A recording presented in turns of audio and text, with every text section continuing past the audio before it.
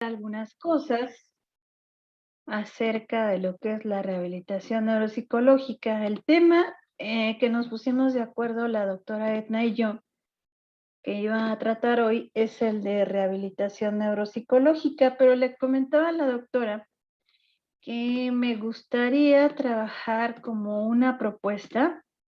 Obviamente no es mía, es un análisis muy rápido de lo que entendemos hoy por rehabilitación o intervención neuropsicológica.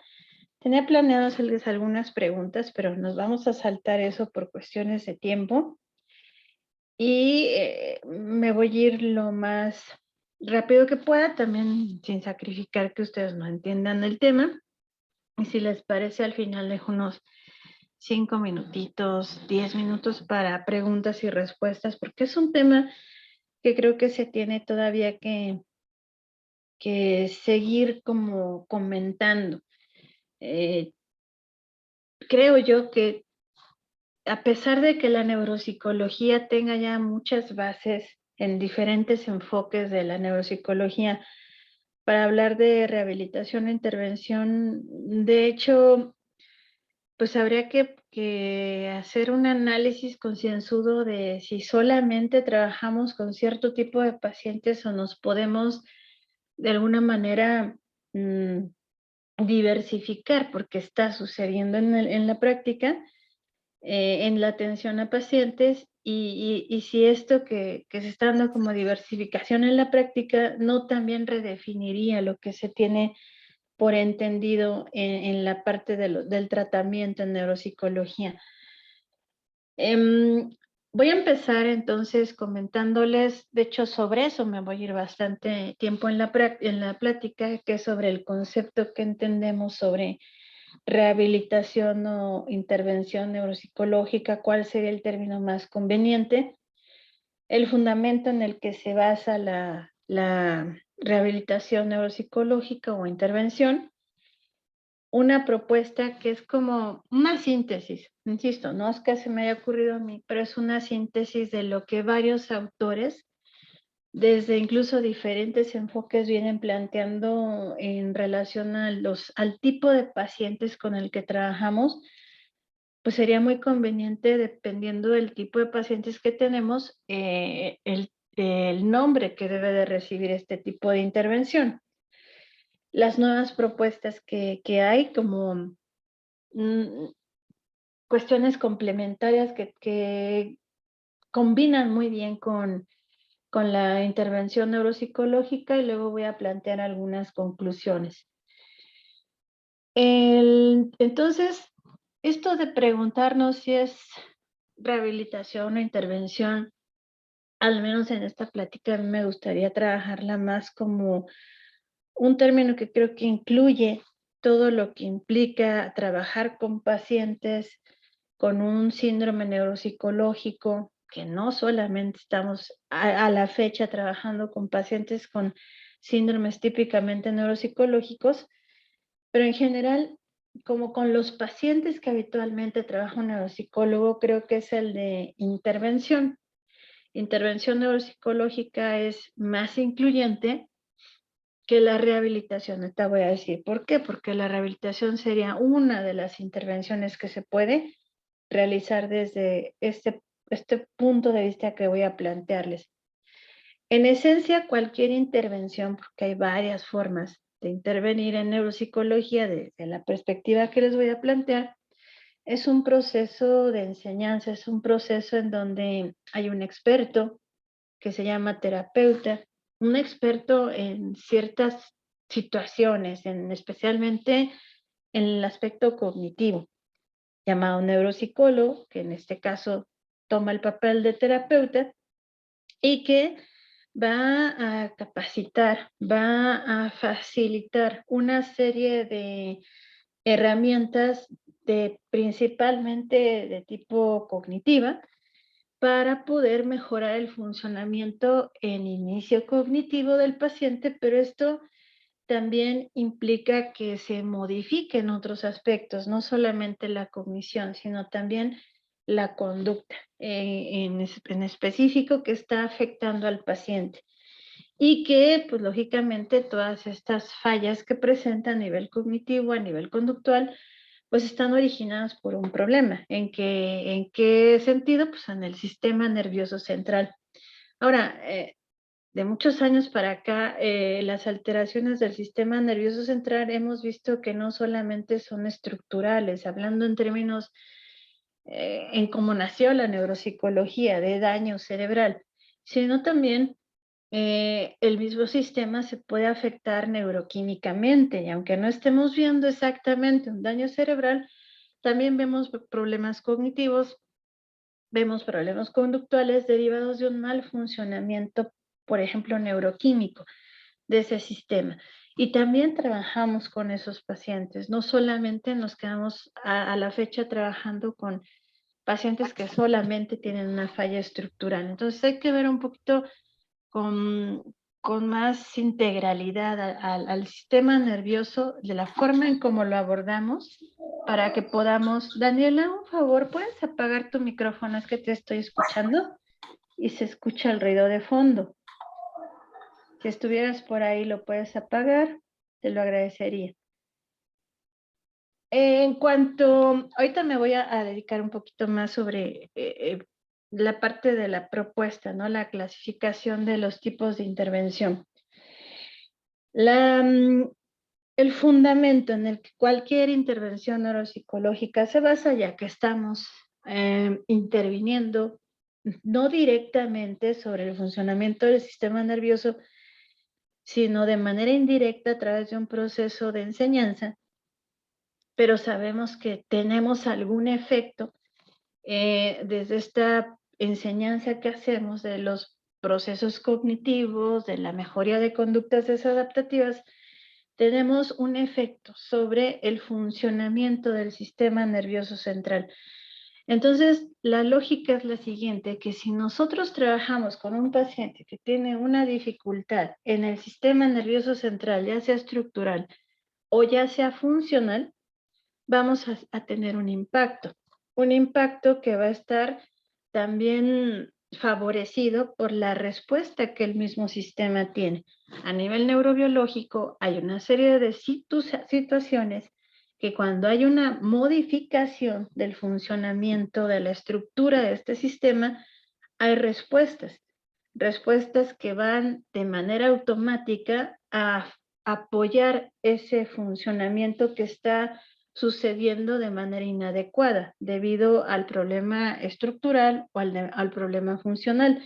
Entonces, si actuamos nosotros desde fuera, con una serie de intervenciones bien estructuradas, vamos entonces a favorecer desde el exterior el funcionamiento más adecuado de ese sistema, vamos a facilitar que esas respuestas internas se puedan dar de manera más rápida, de manera más adecuada e incluso perdurable. Esta respuesta se llama neuroplasticidad, no es algo que suceda en todo momento, porque hay ciertas circunstancias que van a potenciar que esta respuesta neurobiológica se dé, pero lo que sí tenemos claro es que nos está acompañando, especialmente cuando el problema, el daño cerebral, está muy cercano al momento de dar un tratamiento.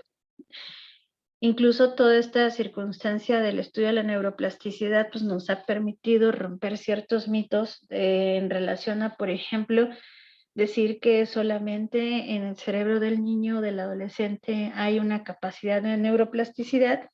Sabemos a la fecha que no es así, que toda la vida tenemos esta respuesta de neuroplasticidad, no tan manifiesta como en la infancia y la adolescencia, pero la seguimos teniendo. Entonces, esa es una gran ventaja porque nos permite, desde la parte de los tratamientos no farmacológicos, como es la intervención neuropsicológica, plantearnos esa posibilidad de que existe esta respuesta y la podemos potenciar a nivel interno a través de nuestras intervenciones terapéuticas. En cuanto entonces a la parte de intervención neuropsicológica, ¿cuántos tipos de intervención pudiéramos nosotros identificar? Seguramente en un tiempo esta propuesta se va a replantear, se va a analizar, muchos autores ya lo están haciendo. Em, pero yo les traigo cuatro posibilidades, que además en la parte de mi práctica en general he visto que sí es importante hacer la diferenciación, porque cada una de ellas requiere como un abordaje diferente. Estamos hablando de intervención, estamos hablando de un proceso de enseñanza en donde vamos a mejorar la parte cognitiva, las conductas desadaptativas, todas ellas tienen ese factor en común, pero hasta se llaman diferente porque van dirigidas a pacientes con diferentes necesidades.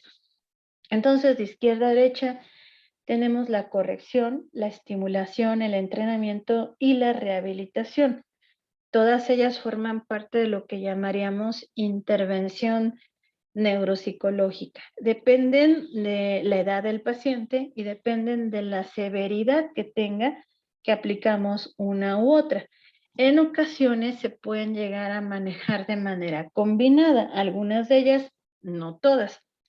Voy a empezar entonces a comentar algunas ideas de cada una de ellas en cuanto a la premisa que sostendría cada intervención y de qué manera, a grosso modo, pudiéramos ir como ejemplificando con qué tipo de pacientes trabaja cada una de estas intervenciones. Les puse también unas imágenes con la intención de que se me vayan como acostumbrando como a la esencia de la premisa de cada una de ellas, a qué se referiría. Espero cumplir con el objetivo acá. La corrección, la premisa de la que parte ahí viene mencionado es que se trabaja con un cerebro que está en desarrollo, que aún no ha tenido un proceso de especialización total de funciones. Entonces, pues la corrección habitualmente, y muchos enfoques así lo refieren, por ejemplo, el enfoque histórico-cultural en neuropsicología, de ahí proviene este concepto, eh, refiere que el cerebro del niño, y lo sabemos también en cualquier otro enfoque, eh, el cerebro del niño y el adolescente es muy diferente a un cerebro de un adulto, porque ya han sucedido una serie de procesos en un cerebro adulto que aún están y siguen sucediendo en un cerebro de niño y en un adolescente. Ante esta circunstancia neurobiológica de que siguen sucediendo cambios y que también en el contexto, en el ambiente del niño, del adolescente, están sucediendo una serie de circunstancias que están moldeando el funcionamiento cerebral y por ende el funcionamiento cognitivo, pues lógicamente cuando se encuentra en una situación de desventaja, ese funcionamiento de ese sistema nervioso central, de en estas edades, pues lógicamente vamos a tener fallas que son totalmente diferentes a las que presenta un cerebro especializado o de un adulto. Por lo tanto, las alternativas que se proporcionan tienen que ir dirigidas a ir rectificando, a ir acompañando el desarrollo de esos procesos de una manera jerárquica. Tenemos que tener claro, dependiendo desde qué enfoque en neuropsicología partamos, que hay una estructura, una arquitectura cognitiva particular que va de lo más simple a lo más complejo. Entonces, nosotros tenemos que partir de esa pirámide, digámoslo así, para poder, pirámide cognitiva, para poder ir reconstruyendo esta circunstancia cognitiva en la que está fallando el niño en cuestión o el adolescente en cuestión. Y aquí les puse esta propuesta desde el enfoque cognitivo de cómo se pudiera ir trabajando dependiendo de cuáles son las alteraciones que se presenten en el caso, pero de menos a más. Tenemos que trabajar como si fuera un edificio, ir desde los cimientos, desde lo más simple, nuxias, praxias, atención, memoria, funcionamiento ejecutivo, habilidades académicas, con un permanente compañero que sería el lenguaje. Lógicamente, esta es una propuesta general. Todo depende de cada caso, porque algo que es clave, no lo dije hace un momento, pero lo damos sobreentendido, es que cualquier intervención, como le llamemos, tiene que partir de un proceso de evaluación, una evaluación de un perfil cognitivo. Al final de cuentas, dentro de los más importantes hallazgos que debemos de tener en la evaluación es tener un perfil cognitivo que nos indique cuáles son las características o funciones conservadas, cuáles las funciones alteradas del caso a tratar. Entonces, en base a ese caso, yo elaboro un programa de intervención que va a ser flexible, que va a ser o jerarquizado en este caso a las necesidades del niño o del adolescente en cuestión sobre esta lógica.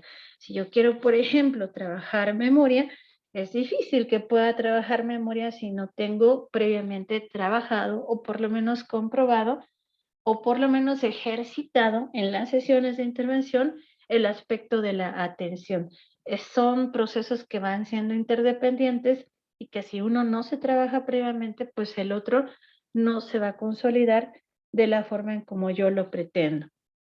En la parte de estimulación, este es otro tipo de intervención cuya premisa parte de que ya hablaríamos de un cerebro especializado, un cerebro adulto, en donde las funciones cognitivas en general se conservan, pero hay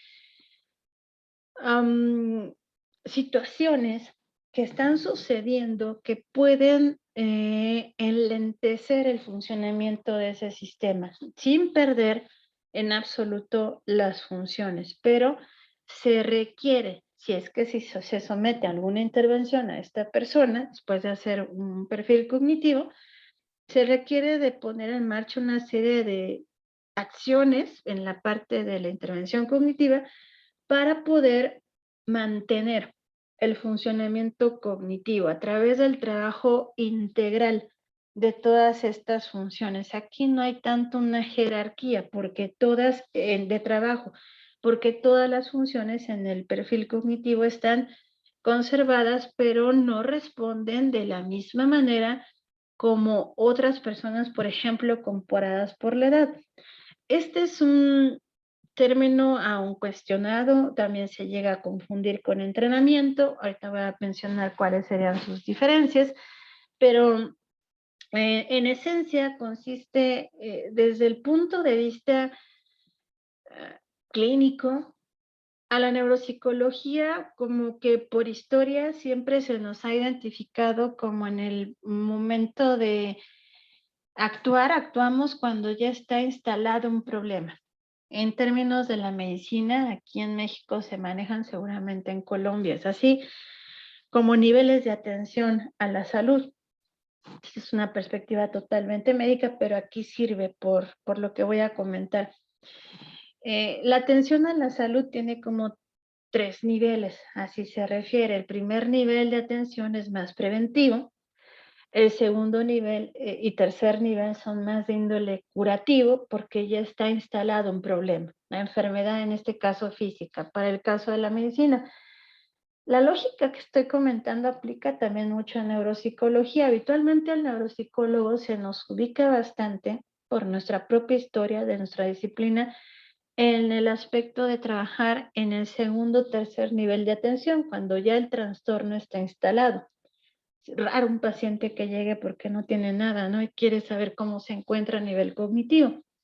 La idea es que esto se vuelva una situación que el neuropsicólogo sea tan natural como acudir a un médico, como acudir a un psicólogo, que incluso hasta ir al psicólogo no es tan habitual, ¿no? Pero la idea sería esa. Pensemos en un mundo ideal en donde pudiéramos atender a las personas previamente a que se presente algún tipo de dificultad cognitiva. Y especialmente ha sido un interesante experimento, llamémoslo así, el grupo de los adultos mayores. Hay una gran cantidad de adultos mayores que se acercan a atención neuropsicológica o nosotros por cuestiones de investigación nos acercamos a ellos con el fin de comparar, de evaluarlos y tener un comparativo de lo que es normal en esa edad para poderlo utilizar con otro grupo de pacientes que sí tienen alguna alteración. Pero nos hemos dado cuenta que en general estas personas que son promedio para la edad que tienen, sí son muy diferentes en su funcionamiento en comparación a grupos más jóvenes. Están sus procesos más enlentecidos, están conservados, pero sí tienen diferencias debido a la edad, cognitivamente hablando. se han hecho intentos bien interesantes para proponer alternativas de intervención, pero desde un punto de vista, en términos de atención primaria a la salud, de prevención. Se ha invitado a este grupo de personas a que participen de manera voluntaria en ejercicios de intervención neuropsicológica que se llama estimulación al día de hoy, para que puedan, sin que presenten aún ninguna dificultad cognitiva, puedan integrarse a grupos de trabajo. Aquí algo interesante en la propuesta de intervenciones que trabajamos con todas las funciones cognitivas, con diferentes tareas, habitualmente tareas de naturaleza muy cotidiana, que les sean muy, muy allegadas a la experiencia concreta, cotidiana de las personas que se incluyen, y de manera grupal, con la intención de poder mantener estos procesos, porque no están perdidos. Y se ha visto que cuando se incluyen a este tipo de alternativas, estas personas habitualmente, la parte cognitiva sí se beneficia porque se mantiene, se alarga un funcionamiento lo más óptimo posible de estas funciones, pero también se afectan indirectamente y de manera positiva eh, otros aspectos, otras esferas de las personas que especialmente tienen que ver con la parte emocional, que muchas veces en la práctica, hablando específicamente del adulto mayor, las fallas cuando llegan a decir que son cognitivas, ellos las identifican como cognitivas, muchas veces se puede deber a un problema más de naturaleza emocional. Y si nosotros demostramos que es más una situación emocional y que la parte cognitiva no está afectada, pues son como pacientes incluso ideales para este tipo de alternativas. Si los hice bolas, resumo en esta parte de estimulación específicamente, la utilizamos para lo que sería la atención preventiva. Eh, Se trabaja en grupos, grupos pequeños, homogéneos clínicamente, en donde se trabajan todas las funciones cognitivas en actividades generalmente muy cotidianas para los pacientes, con la intención de que podamos ir manteniendo ese funcionamiento porque aún no se ha perdido. Entonces, es un camino, especialmente cuando hablamos de estimulación, que todavía tenemos mucho camino que recorrer, porque habitualmente, insisto, se nos identifica a los neuropsicólogos como tenemos que actuar ya cuando un problema está instalado. La pregunta sería, ¿qué pasaría si nosotros volteáramos a ver al grupo de las personas promedio? ¿De qué manera podemos nosotros como neuropsicólogos, qué nos toca hacer en la parte de la prevención antes de que se instale un problema?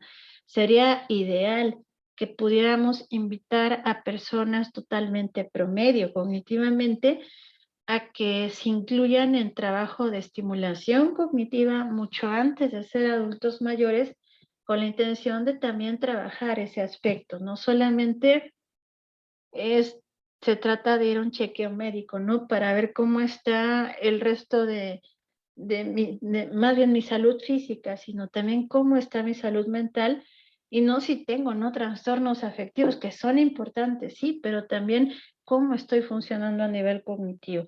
Y siempre viene bien un trabajo de estimulación cognitiva en relación a lo que hago habitualmente, pero que me pueda a mí mantener activo, me pueda mantener en una situación de constante uso de mis funciones cognitivas para poderlas mantener a lo largo del tiempo. Ya esto último que dije, pues es como un planteamiento ideal, porque habitualmente ni los pacientes o personas obviamente normales o en promedio cognitivamente están pensando en ir a atenderse con un neuropsicólogo, pero creo que esto es algo que tiene más que ver con nosotros, con que estemos claros de que tenemos que ir como que saliendo mucho del círculo en el que nació la intervención neuropsicológica, ir volteando a otros grupos para poder trabajar con ellos, no autolimitarnos en que solamente trabajamos con problemas llamados daños cerebrales, ¿no? Porque es muchas veces con lo que se nos ubica y no se nos saca de ese cajón ¿Y por qué? No necesariamente tenemos que estar trabajando en ese nivel.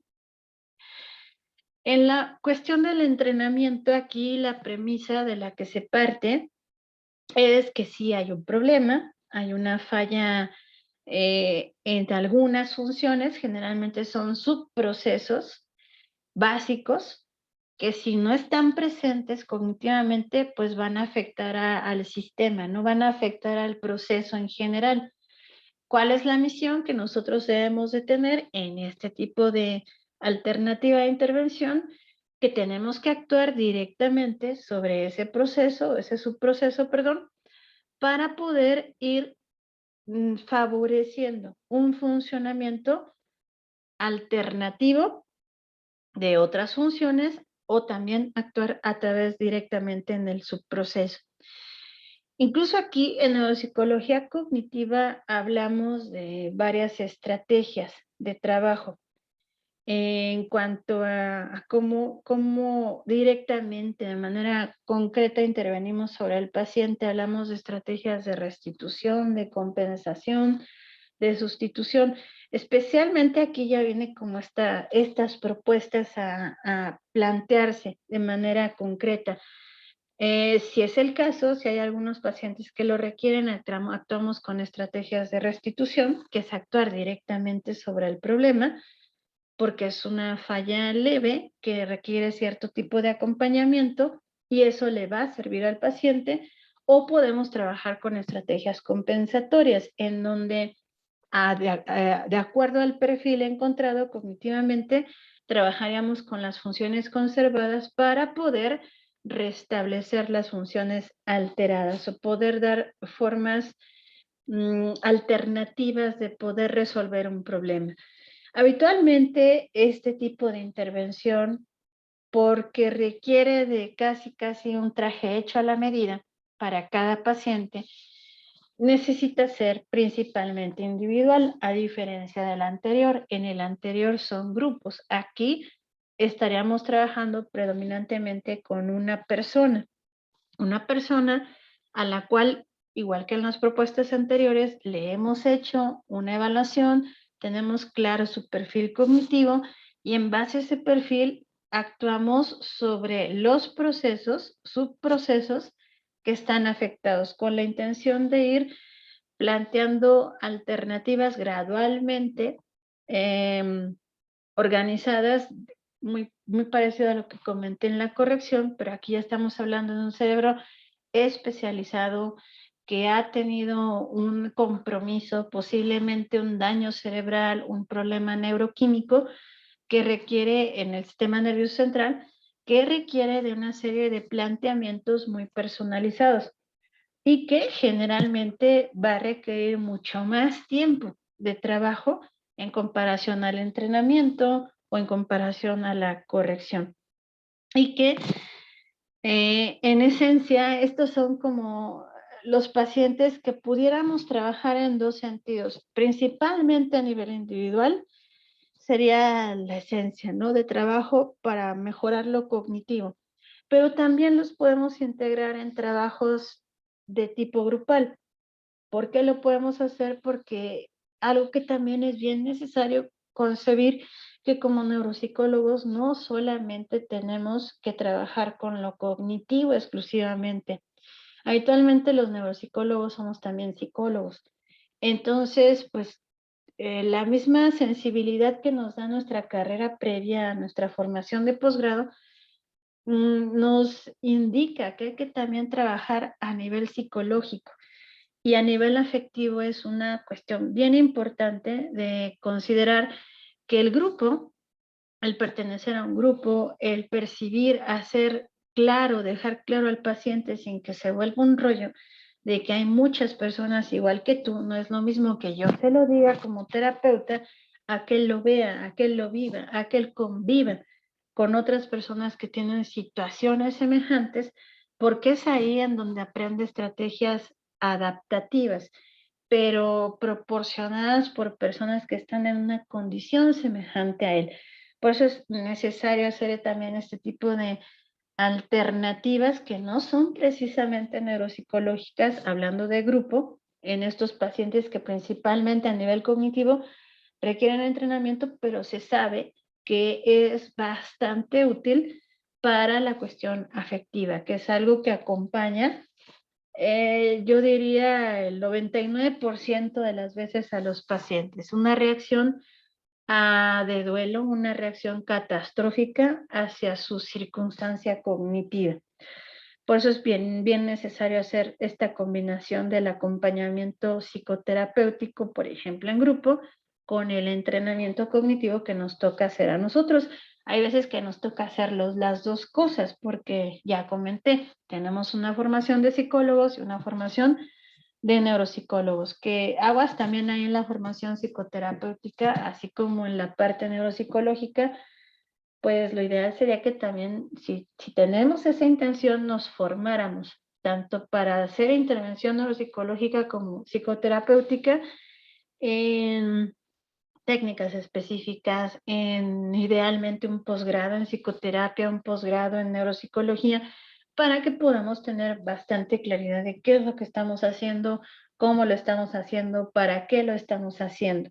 Porque no, ahorita nada más estoy planteando como generalidades de cómo se recomienda intervenir en cada uno de estos tipos de intervenciones. Finalmente viene la rehabilitación, con la que siempre nos han asociado a los neuropsicólogos, la rehabilitación neuropsicológica. Esta, pues, ¿qué podemos decir sobre ella? Que es un tipo de intervención neuropsicológica, marcó el nacimiento muchísimo de la neuropsicología, en particular de uno de los enfoques más representativos en neuropsicología, que es el enfoque histórico-cultural. De ahí principalmente provienen muchas premisas de la rehabilitación, que ahora se ha diversificado en diferentes enfoques, que se tienen diferentes propuestas muy interesantes, obviamente desde el enfoque epistemológico que lo sostiene, pero voy a hablar en general, ¿no? Sobre qué sería la rehabilitación, de qué premisa parte para saber con qué pacientes trabajamos. Bueno, aquí, sin duda, la rehabilitación implica que las personas que se someten a este tipo de intervención tienen un problema importante, estructural y funcional del sistema nervioso central, que van a implicar una alteración en los procesos cognitivos, uno o varios procesos cognitivos, y que lógicamente van a impedir la independencia del paciente, van a afectar su funcionalidad, van a afectar su interacción en sus medios más inmediatos, por ejemplo, en el aspecto familiar, en el aspecto laboral, en el aspecto escolar, y van a implicar que este paciente tenga que cambiar su estilo de vida. Se demerita en general también su calidad de vida. Y esto pues es una reestructura de todas las condiciones que tenía previamente el paciente. Por esta lógica, aquí es donde entrarían la mayoría de los síndromes neuropsicológicos con los que habitualmente trabaja la neuropsicología históricamente, como las afasias, apraxias, agnosias, demencias, que es donde más trabajo hay en la parte de rehabilitación. Em, pero también hay que entender algo. Yo, al menos es lo que yo he visto. A veces, cuando se habla de rehabilitación neuropsicológica, que son propuestas bien interesantes en cada síndrome neuropsicológico, se plantean alternativas de índole cognitivo, em, y no se analiza, creo yo, con total énfasis. Muy pocos son los autores que lo hacen, como por ejemplo el doctor Juan Carlos Arango Lasprilla, es uno de los pocos en la parte del idioma español que llega a hacer este análisis más integral de qué le pasa al paciente que tiene un daño cerebral, que tiene un problema también neuroquímico agregado y que ve cambiar toda su vida en absoluto, si realmente solamente lo tenemos que intervenir a nivel cognitivo. Son muy buenas estrategias, son alternativas muy interesantes, pero la pregunta es, ¿serán suficientes? ¿Será solamente lo que podemos hacer o hay que actuar desde otra perspectiva un poquito más integral y el cambio no tendría que venir del paciente, sino tendría que venir desde el neuropsicólogo, desde el sistema de salud, el equipo de salud que apoya a ese paciente. Entonces, por todas las alteraciones habitualmente que tiene el paciente en la parte práctica, lo hemos visto, aunque tal vez la parte teórica no nos lo refiera así, que de entrada el neuropsicólogo cuando tiene este tipo de casos, algo que tiene que tener bien en claro que no actúa solo, que siempre actúa en relación a lo que también hacen otros especialistas. Es un engrane más del motor que va a trabajar en el equipo de salud para favorecer la calidad de vida del paciente. Muchos de estos pacientes tienen estas situaciones de una manera crónica. No van a ser una circunstancia de ir unas cuantas sesiones y se restablece todo y vuelve a ser el mismo, 100% el que era antes, ¿no? Es una situación con la que van a tener que aprender a lidiar. Nuestro trabajo es de acompañamiento, un acompañamiento que sí, en esencia es cognitivo, porque es nuestra área de especialización, pero también hay que ver un poco más allá de esta cajita y entender que el paciente puede requerir de apoyos legales, apoyos de fisioterapia, nutricionales, médicos. Todo depende de su condición, del síndrome de base que tenga, del perfil cognitivo, nosotros nos encargamos, pero también no hay que quedarnos solamente en ese punto, sino ver de qué manera nosotros podemos ir colaborando al actuar como el engrane más que dije hace un momento para realmente facilitar la calidad de vida del paciente. Creo yo que nada sirve que hagamos ejercicios en el consultorio con el paciente y digamos que estamos haciendo rehabilitación neuropsicológica. La rehabilitación neuropsicológica creo que debe de ir más allá de lo que hacemos en el consultorio. Es un trabajo en equipo, es un compromiso social en donde también, aunque no lo creamos, necesitamos ser agentes de cambio a nivel social de lo que implica trabajar con estos pacientes, de la el nuevo estilo de vida que les impone su condición en términos neuropsicológicos, de que lo que habrá que cambiar es también el escenario, el ambiente en el que viven, que se vuelvan ambientes más naturales, más facilitados para estos pacientes. Algo que puede ser útil para referir, porque sí existen estos intentos, es como los, los alternativas que se están promoviendo en ciertos países, por ejemplo, Inglaterra, Alemania, de que sean ambientes más amigables para las personas con demencia, para sus familiares.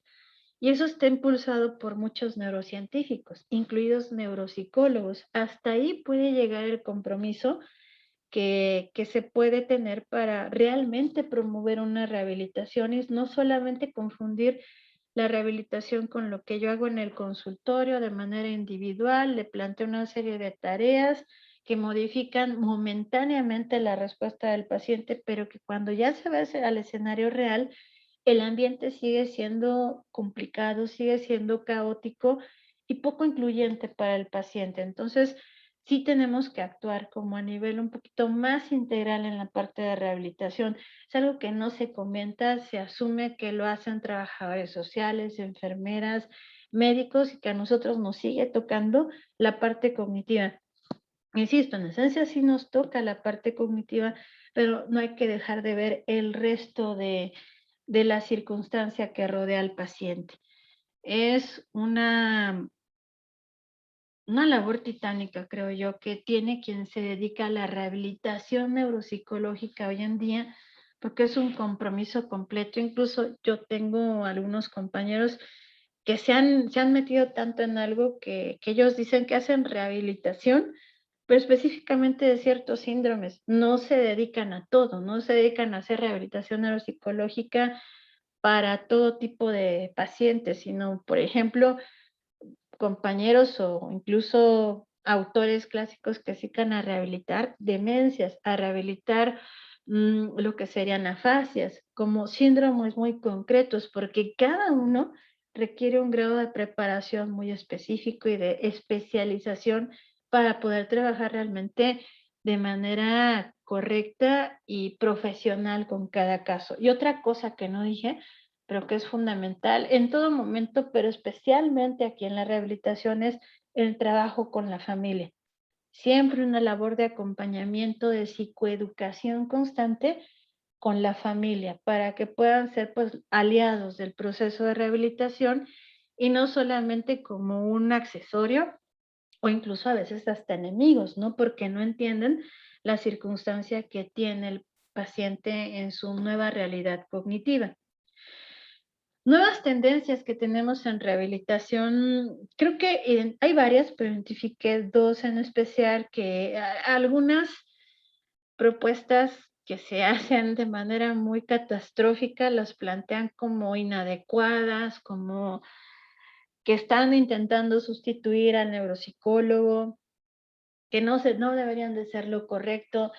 Pero si viéramos las cosas no de manera tan pesimista, sino más desde un punto de vista optimista, ¿y para qué nos pueden servir? Creo yo que las nuevas tecnologías, como unas nuevas tendencias que hay en intervención neuropsicológica, son muy buenas. Siempre, como les digo a mis alumnos, todo depende de en manos de quien esté. La tecnología puede ser una gran aliada.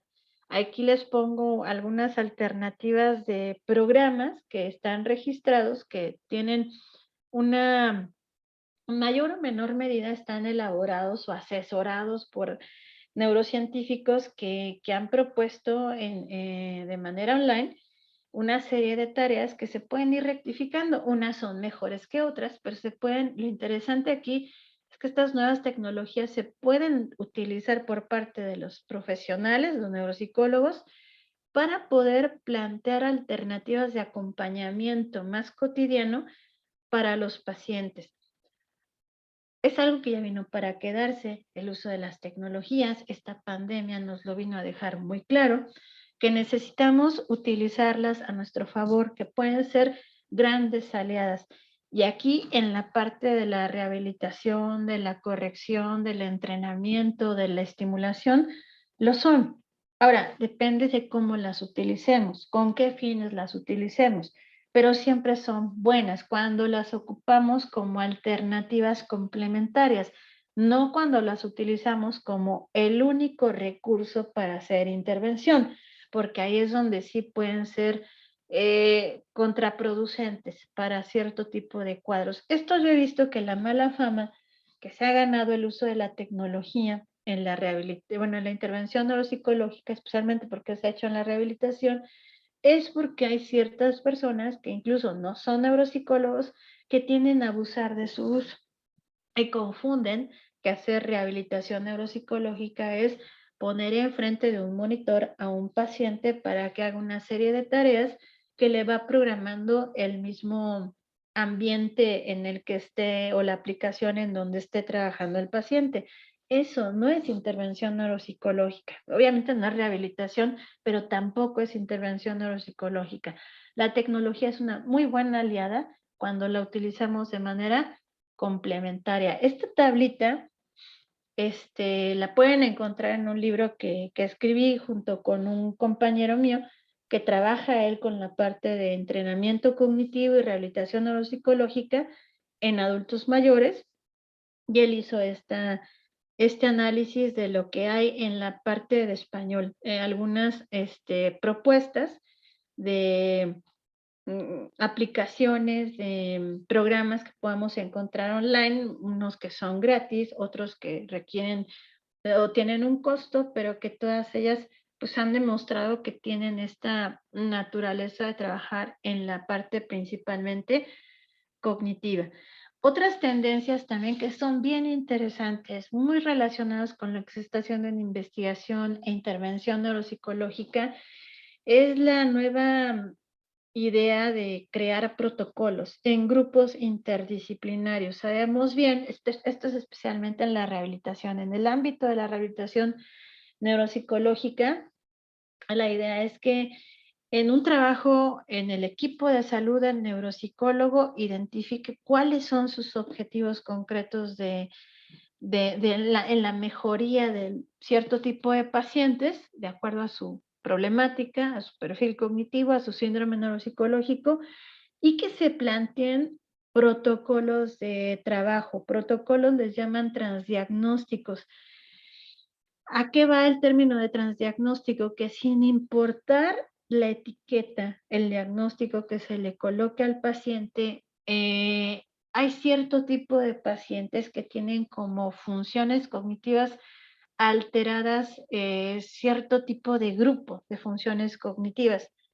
Y lo que hay que hacer entonces es plantear una serie de alternativas jerarquizadas, comprobadas, basadas en evidencia, de que se han probado de manera individual, de manera grupal y han sido como que planteadas, o más bien demostrada su utilidad. No es una cuestión de que creo que funciona, sino que funciona porque ya se ha sometido a investigación, ha habido réplicas sobre este tipo de propuestas y siempre es como el comportamiento que se espera, según lo que planean los terapeutas, esas tareas, esa intensividad en cuanto a número de sesiones, duración de las sesiones, la forma en cómo se establecen, individual o grupal, se ha visto que tienen cierto tipo de consistencia en cuanto a los resultados que arrojan. De ahí que se propongan protocolos para cierto tipo de funciones. Lo que más se está trabajando es lo que sería funcionamiento ejecutivo. Protocolos para trabajar alteraciones en el funcionamiento ejecutivo y esto impacta, por ejemplo, para personas adultas mayores, para pacientes con algún síndrome prefrontal, problemas ejecutivos por un daño cerebral, para pacientes con esquizofrenia, problemas neuropsiquiátricos, y si ven es como un abanico muy amplio de pacientes el que se puede abrir partiendo de trabajar con protocolos, crear protocolos para cierto tipo de funciones de una jerarquía compleja. Esta es la nueva tendencia que está teniéndose, bastante interesante, creo yo, ya necesaria, porque muchas veces lo que sea que se llame intervención, rehabilitación, corrección, estimulación, entrenamiento, está siendo desafortunadamente llevada a cabo, aquí en México es muy frecuente, no sé cómo estén en Colombia, pero se lleva a cabo pues, por cualquier persona que no necesariamente está formada ni en neuropsicología y parece ser que es fácil, ¿no? Porque quieren encontrar recetarios, porque de hecho encuentran algunas propuestas en internet y creen que eso es hacer algún tipo de intervención neuropsicológica cuando no es así.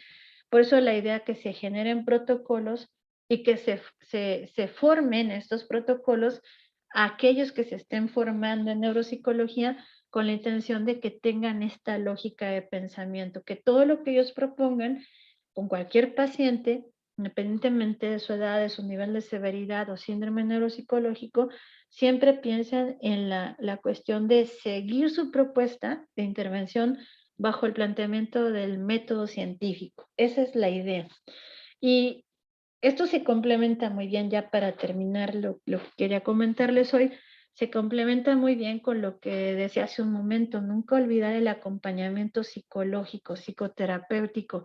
Nuestros pacientes, una reacción que siempre van a tener en relación a la parte cognitiva, que a veces si no la componemos antes, si no nos hacemos consciente de ella antes y actuamos a la par o antes de trabajar la parte cognitiva, va a restar mucho nuestros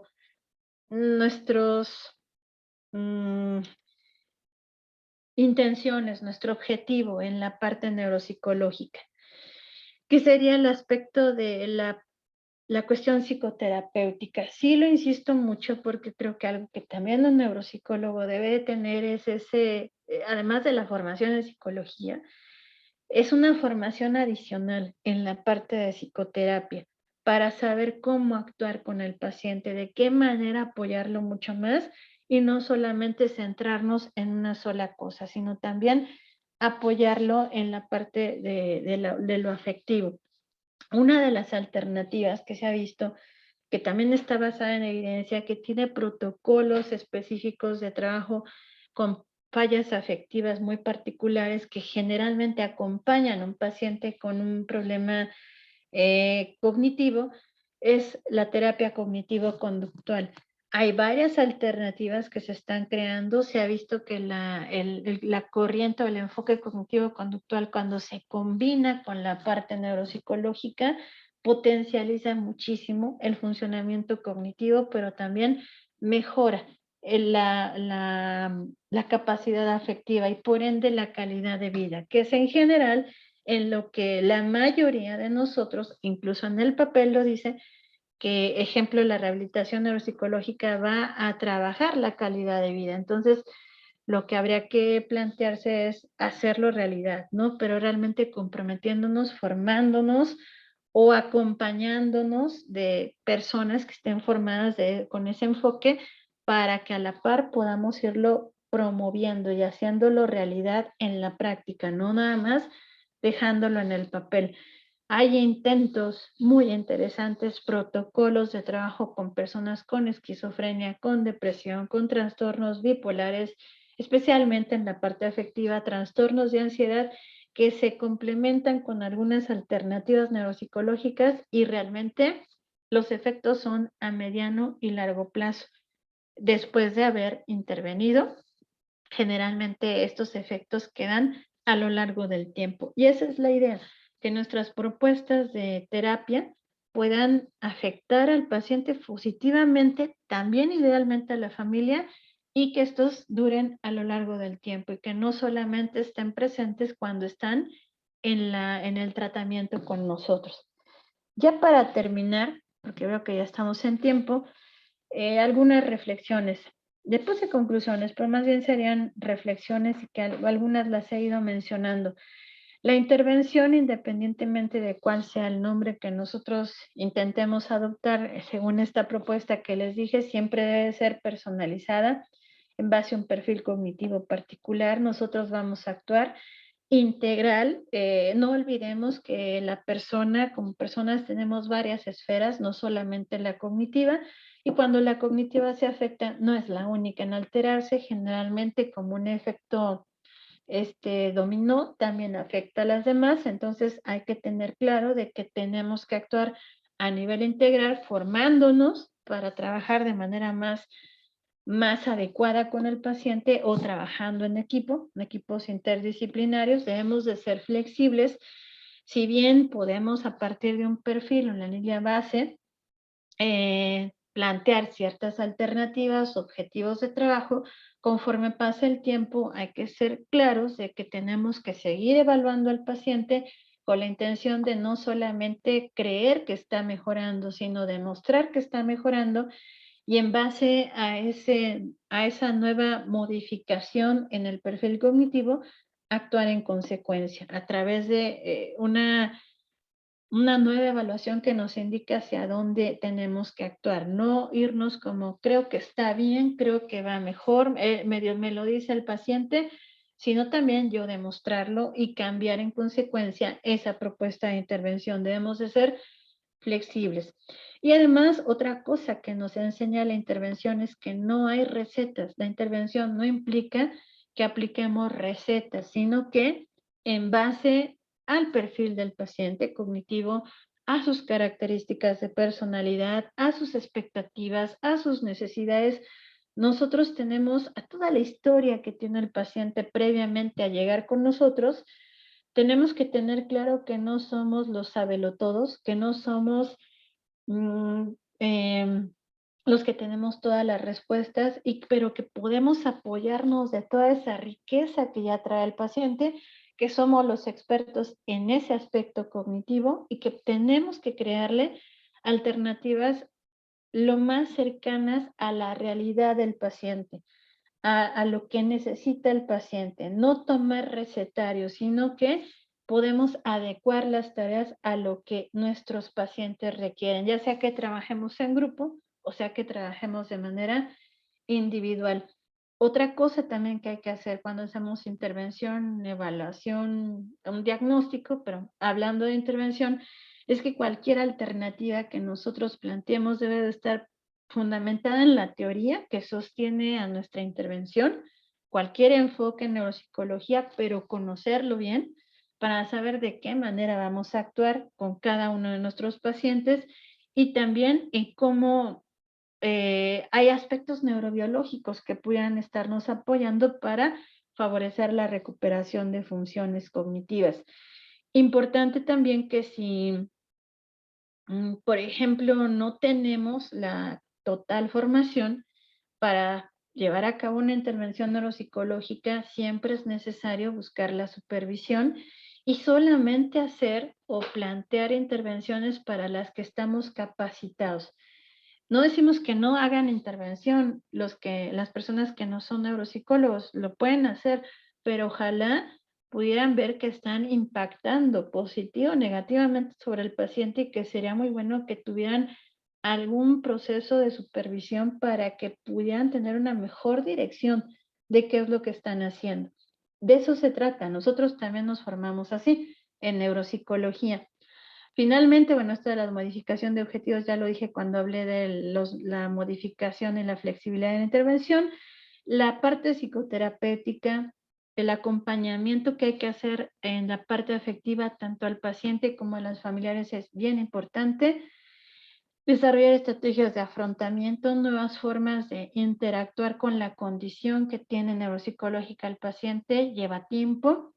Requiere que nosotros también nos formemos y que nunca dejemos de percibir esa situación y apoyar al paciente. Y si no lo podemos hacer nosotros, trabajar nuevamente en equipo para que pueda ser favorecida este tipo de fallas que tiene tanto el paciente como la familia y realmente hagamos realidad eso de mejorar la calidad de vida del paciente. Eso es lo que les puedo decir a grandes rasgos. Es una propuesta como un resumen de lo que varios autores dicen. No me quise venir a hablar de la rehabilitación y lo que se dice que en el papel suena bien, pero que luego en la práctica es un poco cuestionable, porque no se lleva como tal a lo que idealmente se plantea en el papel. Y pues muchísimas gracias por su atención. No sé si tengamos algún tiempo para hacer preguntas. Ya me extendí. Hola Karina, muchísimas gracias por su clase. Realmente una clase muy importante. Me da mucho pesar es que pues, digamos, ahorita ya iniciamos otras clases. Entonces, lamentablemente se nos acabó el tiempo, pero si de pronto los estudiantes tienen preguntas para la doctora Karina, me las escriben y miramos cómo ella les puede resolver de pronto por escrito o una grabación. Yo se lo puedo pasar por el WhatsApp para que los estudiantes la escuchen, ¿sí? Porque claro que sí. Perdón. Incluso aquí les comparto mi correo. Es karina.cerezo@upae.mx. Creo que esto hay que platicarlo, ¿no? Tiene que ser como objeto de varias reflexiones, de gente que se ha dedicado teóricamente a hablar de intervención, rehabilitación, cada una de estas intervenciones, y de quien ha practicado. Ponernos de acuerdo si estas propuestas son adecuadas o no, si hay que integrar alguna más, con la intención de que tengamos claro hasta dónde podemos actuar los neuropsicólogos y no centrarnos en lo que históricamente pues, se nos ha asociado, sino diversificarnos porque la actualidad lo exige. Exactamente, sí. Doctora Karina, un abrazo muy fuerte, le agradezco muchísimo. Ojalá hubiese espacio, pero vemos que el año ya también se nos está acabando. Es una cosa así. Pero si hay preguntas, yo le enviaría las preguntas de los estudiantes. Claro que sí. Aquí Doctora, yo quedo pendiente. Muchísimas gracias. Un fuerte abrazo y entonces insto a los estudiantes para que si tienen preguntas me las envíen. Perfecto. Muchísimas gracias, chicos. Cuídense mucho. Muy bonito día. Muchas gracias igualmente. Gracias igualmente.